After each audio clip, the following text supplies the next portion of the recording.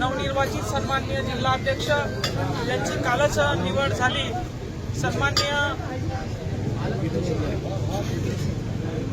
रमेश भाऊ पवार साहेब, मी आपल्या सर्वांच्या वतीनं त्यांना शुभेच्छा या ठिकाणी देतो व आम्ही देखील आपल्या मार्गदर्शनाखाली या फुलंब्री तालुक्याला पुढच्या 2 महिन्यामध्ये पूर्ण भगवा करण्याचं काम जबाबदारी आपण आता घेतो आहे।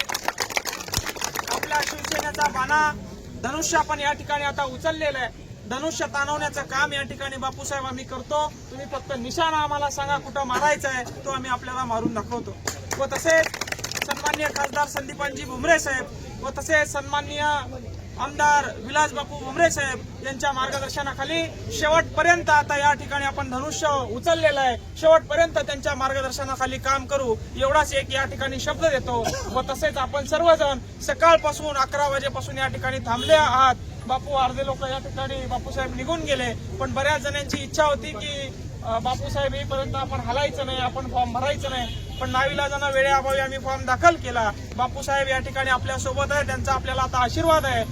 नक्कीच आपल्या फुलंब्री तालुक्याचा झेंडा महाराष्ट्रावर या ठिकाणी आवाज आपला गाजेल एवढंच या ठिकाणी सांगतो।